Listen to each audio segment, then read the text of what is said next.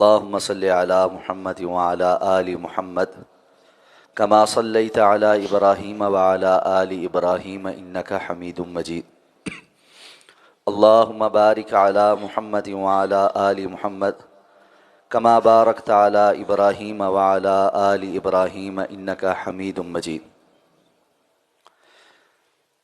حضرت اسماء بنت عمیس رضی اللہ تعالیٰ عنہ بیان کرتی ہیں کہ رسول اللہ صلی اللہ علیہ وسلم نے مجھ سے ارشاد فرمایا کہ کیا میں تمہیں ایسے کلمات نہ سکھاؤں جن کو تم پریشانی کے وقت پڑھا کرو؟ اور پھر آپ صلی اللہ علیہ وسلم نے انہیں یہ کلمات سکھائے۔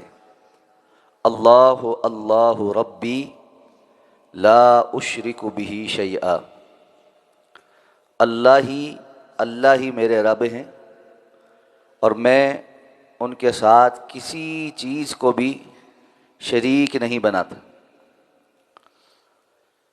غم اور پریشانی کو دور کرنے والے کلمات میں یہ دعا ایک بڑی ہی جامع دعا ہے۔ اللہ رب العزت کی ذات پر ایمان لانے میں سب سے اہم بات اللہ کی توحید کا اقرار ہے کہ اللہ رب العزت یکتا ہیں، تنہا ہیں، ان جیسا کوئی اور نہیں، اور میں کسی بھی چیز کو اللہ رب العزت کے کسی بھی معاملے میں نہ ذات میں نہ صفات میں شریک بناتا ہوں۔ جس قدر یہ بات اللہ تعالیٰ کو اپنے بندے کے منہ سے پسند ہے، کوئی اور بات ایسی نہیں جو انسان کو وہ مقام دلا سکے۔ اس لیے جب پریشانی میں بندہ اللہ کے سامنے اپنی اس توحید کو رکھتا ہے تو اللہ تعالیٰ اس کی پریشانی کو دور فرما دیتے۔ اگر اس حدیث کو آپ صحیح بخاری کی اس حدیث کے ساتھ جوڑ کر پڑھیں گے تو بات زیادہ واضح ہو جائے کہ جس میں آپ صلی اللہ علیہ وسلم نے فرمایا کہ 3 بندے پچھلی قوموں میں سے سفر کرتے ہوئے غار میں بارش سے بچنے کے لیے پناہ لینے کے لیے داخل ہوئے اور ایک بڑا پتھر آیا اور غار کا دروازہ بند ہو گیا، اور پھر انہوں نے اپنی زندگی کا ایک ایک خاص عمل جو خالص اللہ کے لیے کیا تھا اللہ کے سامنے پیش کر کے اللہ سے دعا مانگی، تو آہستہ آہستہ پتھر سرکتا رہا اور بالآخر وہ اس غار سے باہر آ گئے۔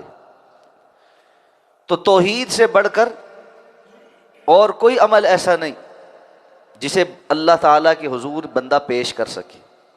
اس لیے کسی بھی غم اور پریشانی میں جب وہ اپنی زبان سے یہ کلمات ادا کرتا ہے تو اللہ تعالیٰ اس پر مہربان ہوتے ہیں، اس کی پریشانی کو دور فرما دیتے ہیں۔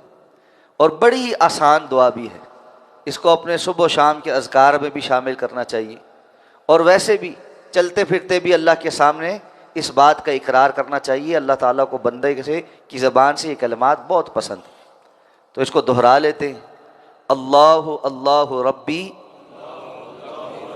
لا اشرک بہ شیئا،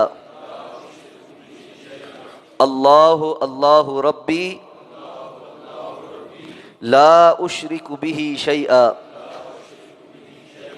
اللہ اللہ ربی لا اشرک بہ شیئا۔ اللہ ہمیں سمجھ کر عمل کرنے کی توفیق عطا فرمائے۔ سبحانک اللہم و بحمدک، نشہد ان لا الہ الا انت، نستغفرک و نتوب۔